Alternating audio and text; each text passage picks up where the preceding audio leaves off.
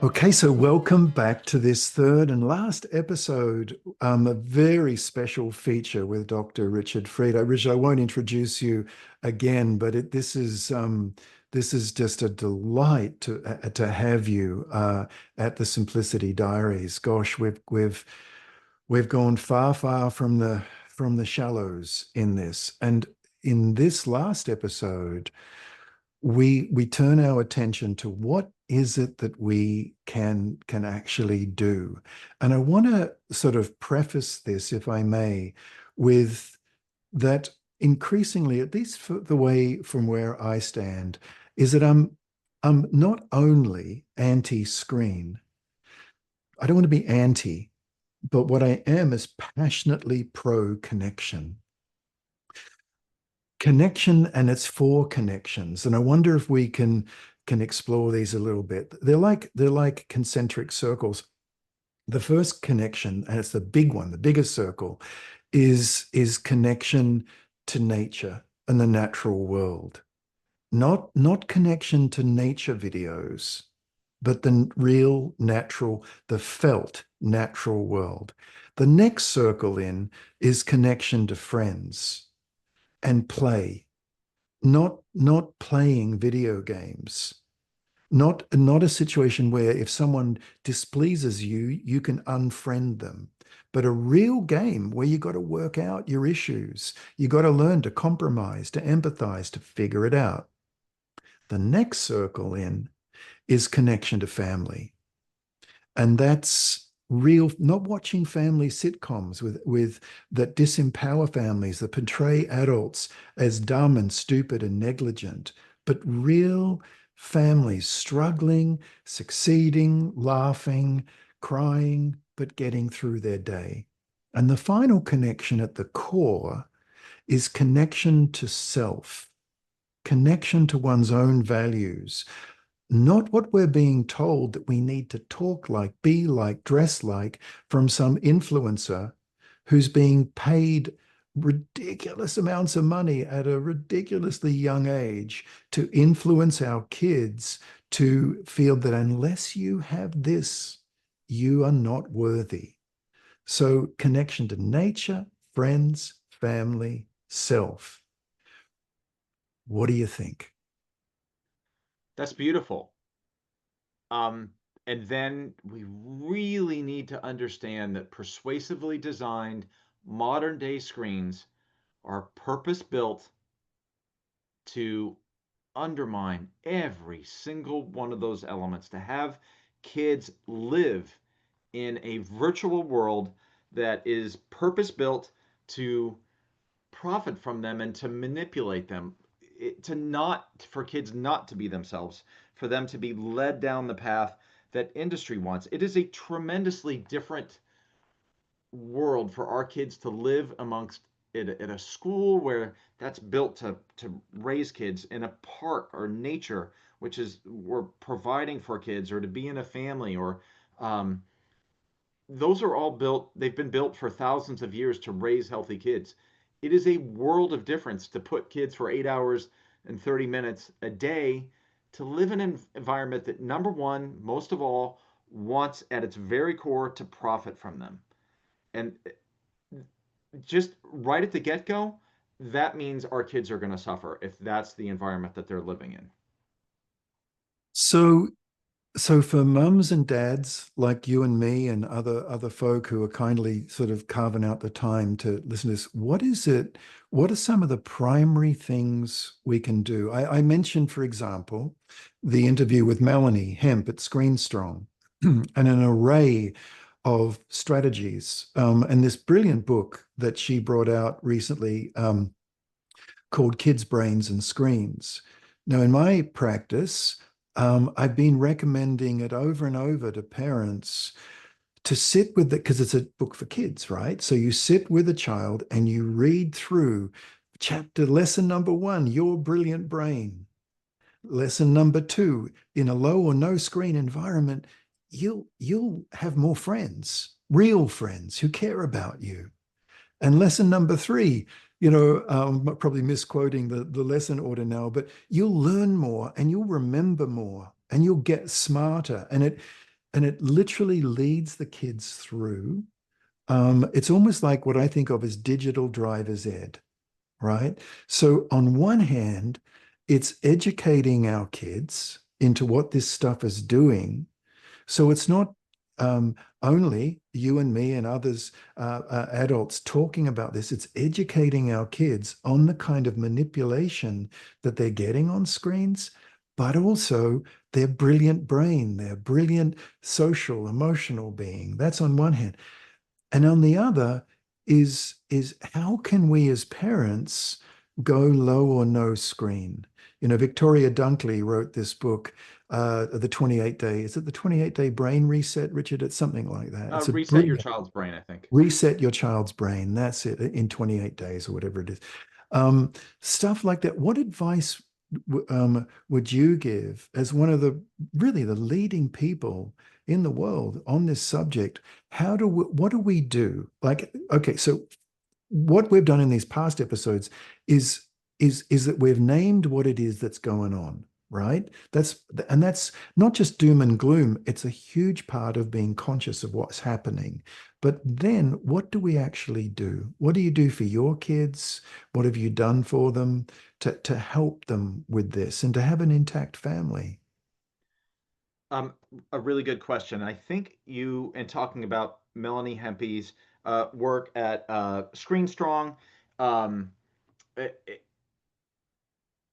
that represents what I can't think of there's anything more important for parents to do, which is to come together in a community that is science based, that is that's not funded by outside, by really funded by Silicon Valley sources, because so many of the organizations that say that they're out there to help are industry funded. The ones that the parents have long believed are helpful are not. And so to go to places in a community with other parents to say, what can we do together? And then use resources like Kids, Brains, and Screens. Um, and you're doing, I think Melanie would want us to do two things, and I would agree with this, which is um, we're going to talk with kids about screens at the same time as we are raising our kids away from screens as much as possible. And when we do think about screens for our kids, that they are not manipulation based like video games and social media and smartphones. We're going to push back the age for those as much as possible. So we're going to limit this, and then we're going to provide this community for kids, and we're going to be talking with kids to say this is why we're doing this. It's we are doing it because we love you and because this is going to help you have the life that you want for yourself. Yeah, one example, I was talking, this was a couple of years ago now, and I was talking with a mom and a dad, and um, first of all, they really explored not just the medium, but the media, right? Both. And they said, okay, we're going to have Friday night family film night, and we're only going to watch films that are low impact and slow. Not all of them, but most of them are from decades gone by. Then they made the switch because family night, they started baking for family night and making stuff and getting things together. And they started realizing that the baking and the getting ready for family film night was where the most fun was. Right. And so they turned it into just Friday family night, not Friday family film night. So they would have cookouts. They bought a couple of board games, and maybe one in every four or five was a film, right? But but what they realized through the actual doing of it is the most fun they were having, and where the kids requested it was when there was deep attachment, bonding, fun, and connection, rather than all sitting, along, like not even looking at each other, looking at a screen. And even when they did have the screen, they would eventually just start turning away from it and talking to each other because they had had so much fun in the baking, in the cooking, in the whatever it was. And they said after a while, they hardly even got through a movie. The movie became secondary to the point where they just didn't do it anymore at all. And I remembered that because I thought, first of all, what brave parents. It takes a certain amount of courage to do that, but also what lucky kids. What lucky kids.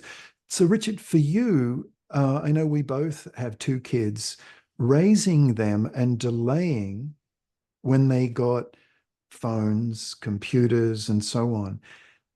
How did you do it? And what have been the effects of it? I just love that. I mean, what's helpful to me is seeing this every day. So I would have parents educate themselves about the truth. I would have them go to places like Screen Strong and uh, look at my writing and actually hear the truth of, oh, you're just told by industry, give your kid a smartphone, you can control it. No, no, no, and no, no. Like it's designed to undermine your parenting. So like know that it is understanding that there's a little bit of work on the front end to set all this up, but you're going to feel immediate feedback. You're going to get joy. Specifically for me, I I played some with my daughters when I tried to do floor play a little bit with my daughters, and to do creative play when kids are young, you can see the brain power that's developing and the communication skills. And I have two daughters, and I think they were probably ahead of me in some. I would just I'd try to play, and I'd always end up with the part like we play school, and I'd end up to be that. I was always the acting out kid because that's what I seem to know. What like, oh, Richard, you're in trouble, and you go to timeout and do all this, or um, so that part was fun. So I would do a lot of that, but I also just like getting out of the house when my kids were young, double strolling it, and we're gonna go here and we're gonna walk downtown and talk to the dogs and talk to the neighbors. I love getting out, and uh like here in my town, like I'm a guy, I've got two daughters, like how is that going to work? So there's a local airport here. I love airplanes. I've got another one here. My daughter drew that car, but she drew an airplane over here. We go to the local airport and they have a control tower, and underneath that is a kid play area. So my daughters could care less really about that there were airplanes taking off, and they would wave to us and my daughters when they would take off and stuff. So that was just fun for me. But here we were scootering around, and there was a little play area, and that was jail, and dad, you're in jail, and then I'd sneak out. Like those are just magical moments, and that got me out of the house, got me doing something that I like because I get to see airplanes. My daughters, like care less a little bit about that, but like here we are, and trying to find places that give you joy that you can share in with your daughters. And we'd always go get food before we went there, and it just became a ritual. Like every those rituals in our culture have been something for kids to hold on to say, this is my family, this is my community. I know this is I think you would call it like a rhythm. This is where we feel safe. I know what we're doing. And that became a every weekend activity for us. And there were other rituals that we have. So to build those have always been around to um, have kids feel connected and to connect them with our family. So that's me because I like to be up and out. And so how can let's have the kids up and out? And that was I think my kids know that about me still. Like, okay, here we are. Let's local road trip to someplace, and that helped me. And now I hear from my kids, just like they're older now, and they'll say like, I can't. The first sentence will be, I can't believe we didn't have. They're kind of giving me a hard time. I can't believe we didn't have iPads like the other kids. And then two sentences later, they're saying, our kids come over to the house and we make them read. None of our friends read. Like we're gonna so we make them read. Like they appreciate the fact that like they give me a hard time for doing that, but then they'll appreciate like, oh, I know this has helped me have a love for books now. One of the things I've noticed with kids who are raised on low or no screens is there's there's kind of painful years. There's the painful years where everyone's getting smartphones, everyone's talking about this stuff, and the way a lot of kids talk about the video gaming they're doing and such, and shows they're watching and YouTubing, it really does remind me. As a counselor, I worked in addiction counseling for years, and it's almost like these kids are shedding, they're having flashback, they're detoxing, because a lot of the kids that are consuming this stuff, their conversations are disjointed, random, nonsensical. And kids who have low or no screens have little or no access to that. And it's painful. It's painful for them. Do we want them to join in with that random nonsensical conversation? Well, not really, but it's still, there's no denying it. It's hard. But here's what I've noticed over the years, both with my own kids and countless others, is that when there is someone in that friendship circle who's suffering, whose parents are going through a really difficult time, or their dog died, or whatever, hard stuff, they turn to the humanized kids to get a humanized response. They don't want OMG on a text. They want to look someone in the eye. They want a hug. They want to go for a walk. They want to be with someone who has been raised in a humanized environment. And now they don't know that. But what they do know is that you get a humanized, you get a real friend, you get empathy, you get someone who will be with you.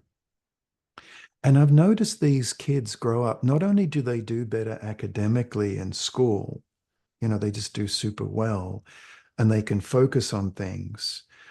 But what starts to happen is that the blowback we get, it's not just from the tech industry, but it's from often from extended family. Like, what do you mean you're not like, really? Come on, sweetheart. You've got to give her an iPad. You've got to do this for him. You've got to, right? You've got to do this for them. Um, and actually by about 12, 11, 12, 13, a lot of extended family are saying, wow, like grandparents who have got a couple of families, they're like, your children are just beautiful. They're able to have conversations with you. They're present. They're not always checking their phone. They're not agitated when they're not playing a game. And we're sorry because we really criticized you when the kids were 6, 7, 8, 9 years old, at not giving them television and YouTube. But we really see why now. So there's two things that go on, just as we round off this episode, just looking into the future, is that we're told that unless you immerse your kids in this, they're not going to do well. And the opposite is true. We'll have kids who have good friends, dear friends. Do they have a bunch of tech friending friends? No, no, not really. And even when in their late teens and 20s, they access social networking because because they're away from home anyway, mostly, they won't be all that interested in it because they will see through it because it's not human. Why? Because they've been raised in a humanized environment. So we give them the we don't start off saying we're going to give them a humanized environment so they can see a human, but that's the result of it. And the other is friends who really care, and they will be sought out. They will be kids in college and beyond who other kids seek out because they have almost this unusual, I won't say unique, but a really unusual ability to be truly present. I love that. I believe right now as we speak, more and more parents and educators are realizing that, and they are working to come together in communities. It there's now a movement to get smartphones, out of school from K to 12. Like, no longer are we asking a teacher to wrestle a phone away and honestly have to call the police or the big security guys to like pull that. Like, we're waking up to realize parents are seeing what you are describing and feeling in their heart. Smartphones don't belong in school. Why in God's name do we have them there in the first place? So here we have communities coming together, and I encourage, if you're saying like what can parents do, trust me, like your the great majority of parents at your school don't want your kids to be on phones during the day.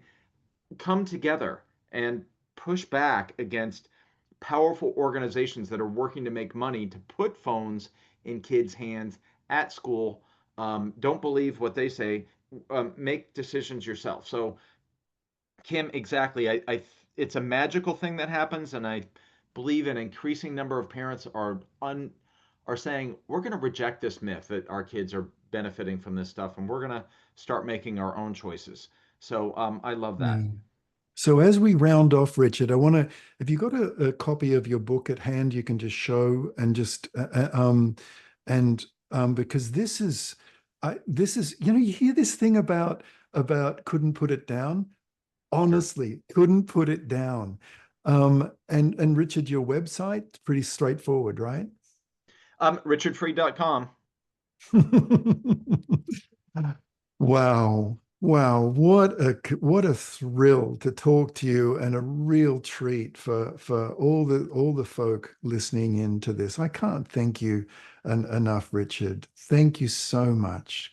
Bye-bye for Kim, now. thank you for being a leader in this and getting me, um, orienting me towards what is right and helping me see this stuff, um, very much in the first place. I am very much indebted to you. So, and thank you for having me here. Yeah, likewise. Okay. Many blessings on your work, Richard. Bye-bye for now.